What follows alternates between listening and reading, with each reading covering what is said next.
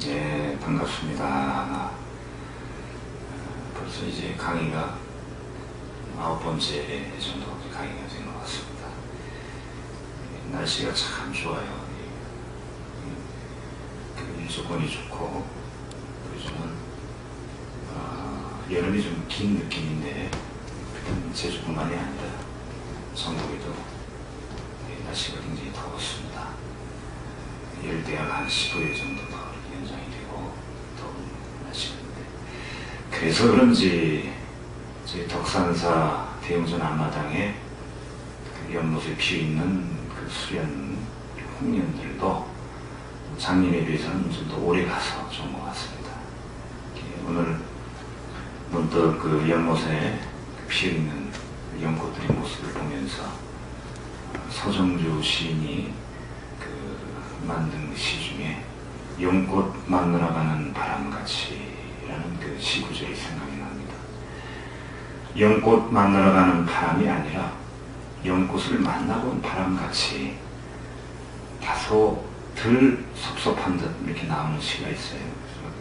빈승이 그 마이템플 그 홈페이지에 증문즉답에 올려놨는데 그 보신 분 계십니까?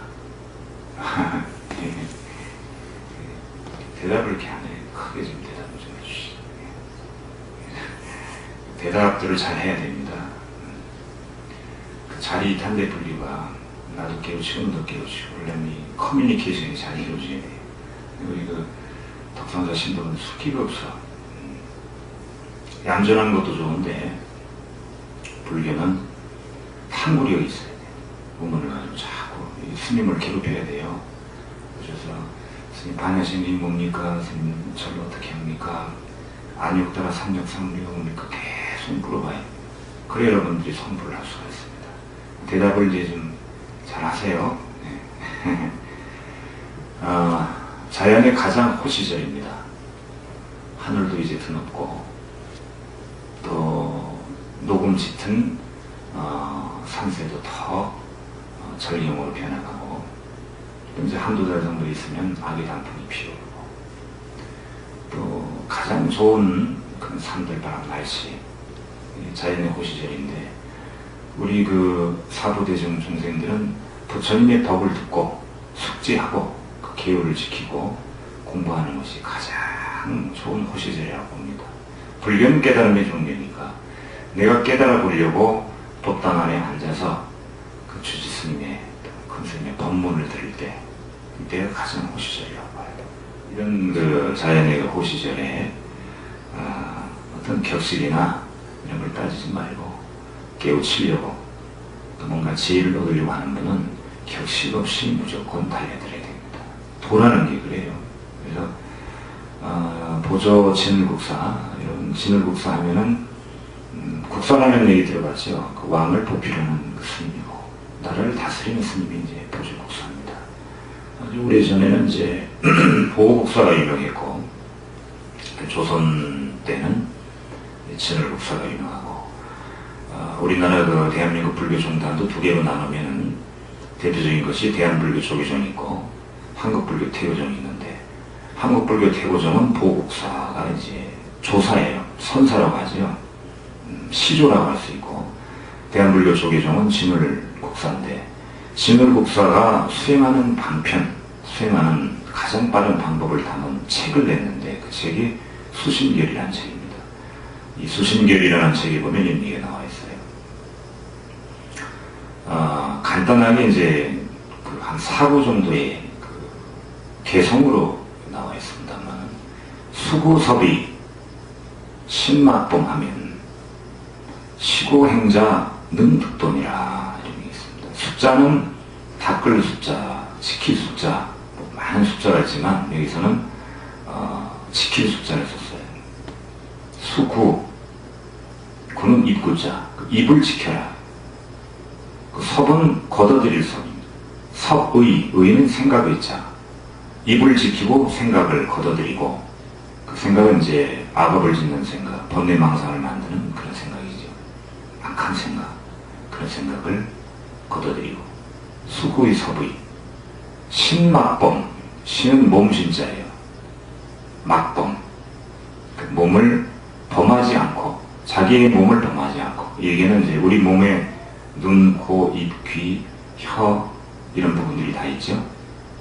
그래서 눈은 이쁜 것만 보려고 그러고, 안 좋은 건 안 보고, 귀도 좋은 얘기만 듣고, 안 좋은 얘기만 듣고, 이제 늘 업을 지어요. 죄를 짓고.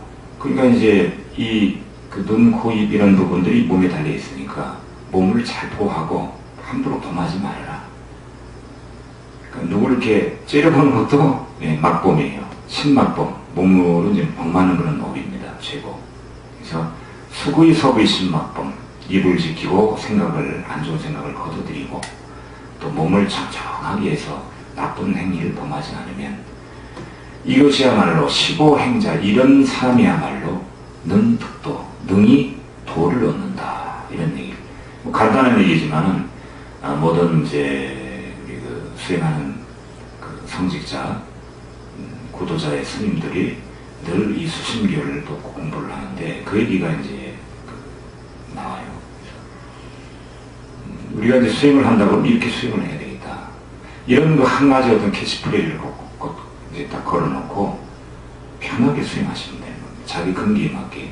그래서 간혹 이제 마이템플 회원분들이 저에게 전화도 걸고, 전화는 지금 잘 받지는 않습니다. 많은 분을 상대하는 이해를 좀 해주셔야 돼요.